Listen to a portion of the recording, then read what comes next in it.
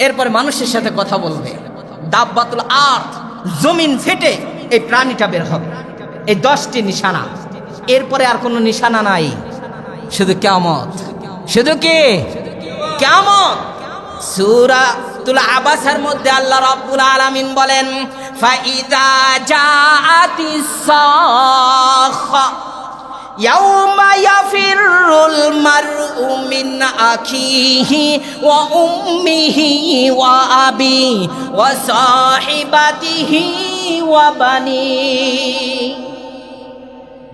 আল্লাহ রাব্বুল আলামিন সূরাতুল জিলজালের মধ্যে বলেন, ফামান ইয়ামাল মিসকালা যাররাতিন খায়রান ইয়ারা ওয়া মান ইয়ামাল মিসকালা যাররাতিন শাররান ইয়ারা। রব্বুল আলামিন সূরাতুল কারিয়ার মধ্যে বলেন, আল কারিআতু মাল কারিআ ওয়া মা আদরাকা মাল কারিআ। রব্বুল আলামিন সূরাতুল হজের মধ্যে বলেন, ইন্না জালজালাতাস সাআতি শাইউন আযীম। রব্বে কারীম ডাক দিবে, ইসরাফিল তুমি আসো, সব নিশানা শেষ, আলামত শেষ, তুমি আমার সেই আদেশে আছো, সেই অপেক্ষায় রয়েছো। তোমাকে সৃষ্টি থেকে আজ পর্যন্ত আদেশ করেছি সিংহা ফুৎকার দিতে হবে, সিংহা ফুৎকারের সুযোগ হয় নাই। সিংহাটা নিয়ে ইসরাফিল এইভাবে দাঁড়িয়ে রয়েছে। কখন মালিক বলবে ফুৎকারটা দিয়ে দাও, ইসরাফিল আলাইহিস সালাতু ওয়াস সালাম আদেশ পাইলেন। মালিকে বলল, ইসরাফিল তুমি একটা ফুৎকার দিয়ে দাও। ইসরাফিল আলাইহিস সালাতু ওয়াস সালাম ইসরাফিল ফুৎকার দিলেন খুব আনন্দ চিত্তে। কারণটা হলো আদেশ পায় নাই মালিকের, এই ফার্স্ট আদেশ পেয়েছে। খুশি হয়ে যখন ফুৎকার দিলেন, আসলে ইসরাফিল জানে না ফুৎকার দিলে কি হবে, ফুৎকার দিলে জানে না উনি, এই জন্য আনন্দ চিত্তে ফুৎকার দিচ্ছেন, ফুৎকারে কি হবে। ইসরাফিল ফুৎকার দিলেন। ফুৎকার দেওয়ার সঙ্গে সঙ্গে আল্লাহ রাব্বুল আলামিন এই ফুৎকারের আওয়াজটা এত বিকট করবেন, এত বিকট বিকট, পৃথিবীর জমিনে যে মানুষ রয়েছে, পৃথিবীর জমিনে যে প্রাণীগুলো রয়েছে, পৃথিবীর জমিনে যে পশু পাখিগুলো রয়েছে, একের পর এক একজন করে দৌড়াইতে থাকবে। যেমন আকাশে তুলা উড়তে থাকে, পঙ্গপাল উড়তে থাকে। আল্লাহ রাব্বুল আলামিন বলেন, নবী আপনি কি জানেন ওই ফুৎকারটা কেমন? আপনি জানেন? আল কারিআ, ফুৎকারটা কেমন হবে? মাল কারিআ, ওই ফুৎকারটা কি? আল্লাহ রাব্বুল আলামিন বলেন, ওয়া মা আদরাকা মাল কারিআ, ফুৎকারটা কেমন হবে আপনার কি জ্ঞান রয়েছে? নবী সাল্লাল্লাহু আলাইহি সাল্লাম বলেন, না না না, আমার কোনো জ্ঞান নাই। আল্লাহ রাব্বুল আলামিন তাফসীর করেন, ইয়াকুনুন নাসু কাল ফারাশিল মাবসুস, এই ফুৎকার এমন কঠিন হবে, এমন বিকট হবে, যেই ফুৎকারে মানুষ পঙ্গপালের মতো উড়তে থাকবে, কীট পতঙ্গের মতো উড়তে থাকবে। তার গর্ভে যদি সন্তান থাকে, এই সন্তানটা প্রসব হয়ে যাবে, উটনি দৌড়াইতে থাকবে, কখন যেন উটনির বাচ্চা হয়ে গেল জানবে না। মায়ের দুগ্ধে যদি সন্তান থাকে, সন্তানগুলো ফেলে দিয়ে চলে যাবে। আল্লাহ রাব্বুল আলামিন পবিত্র কোরআনের মধ্যে বলেন, ইন্না জালজালাতাস সাআ, এই কিয়ামতের ফুৎকারটা, ঝলঝলটা এমন হবে, এমন ভূমিকম্প হয়ে যাবে, শাইউন আযীম, এর থেকে বড় আর ভূমিকম্প হবে না, এমন অবস্থা হয়ে যাবে। মা তার সন্তানকে ভুলে যাবে, মা তার সন্তানকে পিছে রেখে দিবে এবং সুকারা, পাগলের মতো হয়ে যাবে। ওমা হুম বিসুকারা ওয়ালাকিন আযাব, এমন কঠিন ভয়ঙ্কর আযাবের একটি ফুৎকার হবে। মানুষ পাগলের মতো শুধু ঘুরতেই থাকবে, ঘুরতেই থাকবে, পাহাড়গুলো তুলার মতো উড়তে থাকবে। রব্বে কারীম বলেন, ওয়াতাকুনুল জিবালু কালইহনিল মানফুস, পাহাড়গুলো তুলার মতো উড়বে। আচ্ছা বলুন তো, পাহাড় কি তুলার মতো জিনিস? ওরা কথা বলুন না। কিন্তু ফুৎকারের কারণে এত বিকট আওয়াজে পাহাড় আর পাহাড় থাকবে না, শুধু আকাশের দিকে তুলার মতো উড়তে থাকবে। তাহলে বোঝা গেল এই ফুৎকারে কেউ থাকার সুযোগ নাই, সব কিছু দৌড়াদৌড়ির মধ্যে পড়বে। এখন আল্লাহ রাব্বুল আলামিনের এই ফুৎকার পাওয়ার পর সপ্তম আসমানে যে ফেরেশতা ছিল, এই ফেরেশতাগুলো সব ষষ্ঠ আসমানে চলে আসবে ভয়ে আতঙ্কে। তাদেরকে কখনো 6 নাম্বার আসমানের ফেরেশতা দেখে নাই, তাদেরকে দেখে আশ্চর্য হয়ে তারা সেখানেই মারা যাবে। আবার 6 নাম্বার আসমানের ফেরেশতা 5 নাম্বারে আসবে, 5 নাম্বার 5ম নাম্বারের সেই আসমানের ফেরেশতাগুলো দেখে তারা ওখানে মারা যাবে। এভাবে একের পর এক নিচের দিকে আসতে থাকবে। প্রথম আসমানের যে ফেরেশতাগুলো রয়েছে, এই আসমানের ফেরেশতাগুলো চলে আসবে জমিনে। জমিনে আসার পর মানুষ কোনোদিন ফেরেশতাকে দেখে নাই, ঠিক কিনা বলেন? এখন এত বড় বড় মানুষ, এত বড় বড় পোশাকওয়ালা ফেরেশতা, তারা দেখে সেখানেই কলিজা ফেটে ফেটে মারা যাবে। একের পর এক এইভাবে মরতে থাকবে। যত জীবজন্তু আছে সব মরতে থাকবে। কিয়ামতের ভয়ঙ্কর বিকট আওয়াজে মানুষ থাকবে না, প্রাণী থাকবে না, একের পর এক মরতে থাকবে। এখন আল্লাহ রাব্বুল আলামিন বলেন, সব তো দুনিয়ায় পরিষ্কার হয়ে গেল, এখন আসমানেও পরিষ্কার হয়েছে, কে আছো একটু আসো, একটু আসো। এখন কেউ নাই, সব শেষ, পরিষ্কার হওয়ার পর 4 ফেরেশতা চিন্তা করে, জিবরাইল, মিকাইল, ইসরাফিল আর আজরাইল, কি ব্যাপার, আমরা ছাড়া তো আর কেউ নাই, মালিক তো আমাদেরকেই আদেশ করেছে, ঠিক কিনা বলেন? 4 জন উপস্থিত হয়ে গেল। উপস্থিত হওয়ার পর আল্লাহ রাব্বুল আলামিন বলেন, কে আছে? বলে কেউ নাই, সব শেষ। বলে শয়তান ইবলিস, সেটাকেও সমুদ্রের শেষ করে দিয়েছি। বলে সবাই শেষ হলে আছে কে? কয় আমরা। কে? কথা বলেন।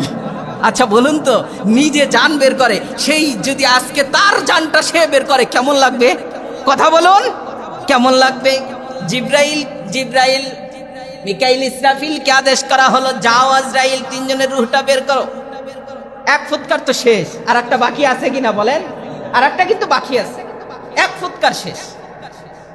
এখন 3 জনের রূহ বের করা হলো। আজরাইলকে জিজ্ঞাসা করা হলো, এখন কে? আজরাইল বলল, আমি ছাড়া মালিক আর পৃথিবীর জমিনে কেউ নাই, আমি আছি। আল্লাহ রাব্বুল আলামিন বলেন, কুল্লু মান আলাইহা ফান ওয়া ইয়াবকা ওয়াজহু রাব্বিকা যুল জালালি ওয়াল ইকরাম। আমি রব সারা আসমান জমিন এবং পৃথিবীর বুকে কেউ থাকতে পারবে না। আজরাইল, তোমারও সময় শেষ হয়ে গেছে, তোমার রূহটা তুমি বের করে ফেলো। আজরাইল বলবে, একটু সুযোগ দেওয়া যায় না, সবাই তো মরে গিয়েছে, আমি আর আপনি একটু গল্প করি না? আল্লাহ বলে, এখানে ঘুষের টাইম নাই। কি নাই? ঘুষ তো দুনিয়াতে। ঘুষ কোথায়? কয় ভোটটা দিয়ে একটা টিউবওয়েল বসাই দিব। কয় সমস্যা নাই, যান ইনশাআল্লাহ। আর একজন আসছে, কয় কি চাও তুমি? কয় আমার তো মোবাইল নাই। কয় আচ্ছা, একটা মোবাইল কিনে দিব। কয় সমস্যা নাই, ভোটটা আপনাকেও দিব। ঠিক আছে, এভাবে এখন জাসদ মাসদ, হেফাজতে ইসলাম, জামাত ইসলাম, বিএমপি যা আছে সবাই ভোট চায়, সবাই একটা করে নেয়, খালি ঘুষই নেয়। ভোট দেওয়ার সময় কয়টা দেয়? কথা বলেন, কয়টা? একটা। আমানতের খেয়ানত করছে কিনা বলেন? আপনি যার সাথে ওয়াদা করলেন তাকেই দেওয়ার উচিত ছিল, কিন্তু আপনি তো ওয়াদা খেয়ানত করলেন। ঘুষ চলবে দুনিয়াতে, চোখ বন্ধের পর কোনো ঘুষ নাই। এখন মালাকাল মউত বলতেছে, মালিক একটু দয়া করেন, আপনি না রহমান, একটু গল্প করি না দুইজনে। কয় এই সুযোগটা এখানে নাই, কারণ কোরআনে বলেছি আমি ছাড়া পৃথিবীর জমিনে কেউ থাকতে পারবে না। সুবহানাল্লাহ বলেন। তোমার রূহ তুমি বের করা শুরু করো। আজরাইল এখন রূহটা বের করবেন, প্রথম হাত দেয়, বের হয় না। কারণটা হলো, রূহ কিভাবে বের করতে হয় আজরাইল খুব ভালো জানে। আবার ওটা দিয়ে বলে, আসমানের মালিক, একটু সুযোগ দেওয়া যায় না, আমি তো রূহ বের করতে পারি না। কারণটা হলো, রূহ বের করা বড়ই কষ্টের জিনিস। আজরাইলকে বলে, তোমার রূহটা বের করো, জলদি বের করো। আজরাইল আলাইহিস সালাতু ওয়াস সালাম রূহটা বের করার জন্য যখন হাত দিলেন, তাফসীরের মধ্যে এসেছে, এমন জোরে চিৎকার করেছেন আজরাইল, যদি পৃথিবীর জমিনে মানুষ থাকতো আর প্রাণী থাকতো, ওই চিৎকারে পৃথিবীটা তামা হয়ে যাইতো। এত জোরে চিৎকার দিছে। চিৎকার দেওয়ার পর রূহটা বের করলেন। বের করার পর আল্লাহ মুস্কি হাসি দিয়ে বললেন যে, কে আছো? আর কে আছো? কোথায়? আমি রব, আজকে থেকে আমার স্বাধীনতাই চলবে। বলেন না সুবহানাল্লাহ। এই জন্য ইসরাফিলকে আবার একটু দয়া মায়া করে রূহটা দিয়ে দিলেন। দেওয়ার পর ইসরাফিল ওঠার পর বললেন, আলহামদুলিল্লাহ, আবার মালিক আমাকে জীবিত করেছে। কয়, জীবিত করেছি অল্প সময়ের জন্য, একটা ফুৎকার বাকি আছে, ঠিক কিনা বলেন? ওই ফুৎকার দেওয়ার পরে আবার শেষ, আবার ফুৎকার তো দিতে হবে। এই জন্য ইসরাফিল আলাইহিস সালাতু ওয়াস সালাম আবার সিংহা হাতে নিলেন, হাতে নিয়ে ফুৎকার শুরু করলেন। ফুৎকার দেওয়ার পর ফাইজা জাআতিস সাখা, আবার ইসরাফিল ফুৎকার শুরু করলেন। এমন বিকট আওয়াজ এই ফুৎকারের, ফুৎকারের পর মানুষগুলো বৃষ্টির দিন যেমন কেঁচো এই কেঁচো ওঠে মাটি থেকে, এইভাবে কবর থেকে সবাই উঠতে থাকবে একের পর এক। যে যেখানে দাফন হয়েছে, যে যেখানে আছে, সেখান থেকে এখন কেঁচোর মতো উঠতেছে। সেই সিঙ্গার ফুৎকারে সব মানুষ মা হাসরের ভিতরে, অর্থাৎ হাসরের ময়দানের ভিতরে জমা হয়ে গেল। জমা হওয়ার পর আল্লাহ রব্বুল আলামিন সবাইকে জমা করলেন। এখন বিচার করবেন, দুই ভাগ করলেন। যেই ভাগ জান্নাতে যাবে তারা তো জান্নাতেই চলে যাবে, আর যারা জাহান্নামে যাবে তাদের অবস্থাটা কি হবে? আল্লাহ রব্বুল আলামিন বলেন, ফাইজা জাআতিস সাখা। আবারও সিঙ্গা ফুৎকার দেওয়া হলো। সিঙ্গা ফুৎকার দেওয়ার পর ইসরাফিল আলাইহিস সালাতু ওয়াস সালাম যখন সিঙ্গা ফুৎকার দিলেন, মানুষ প্রাণীগুলো সবগুলো ওঠা শুরু হয়ে গেল।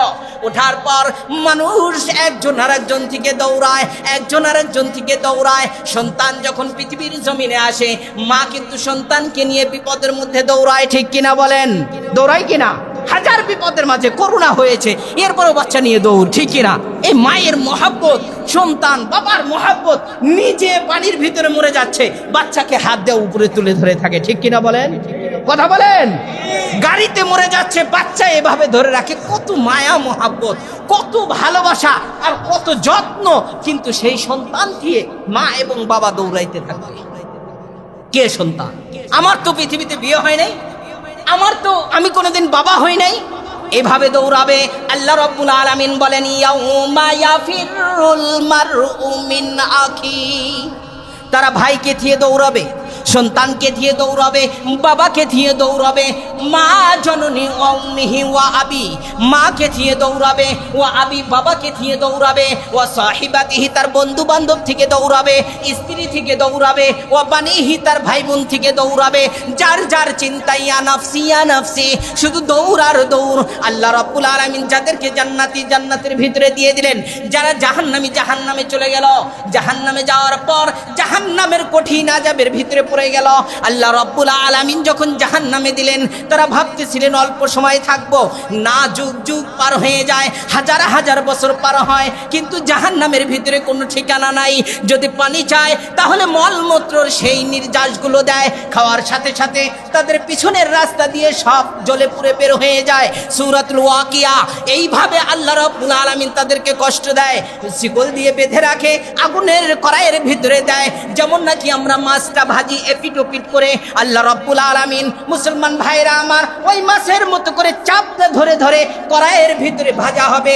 তখন চিৎকার দিয়ে বলবে, মালিক গো, এ কষ্ট আর সহ্য করতে পারি না গো মালিক। ও মালিক, মেহেরবানি করে আমার জাহান্নামের কষ্টটা পৃথিবীর সমস্ত মানুষের মধ্যে দিয়ে দাও, না হলে আমাকে পৃথিবীতে পাঠাও।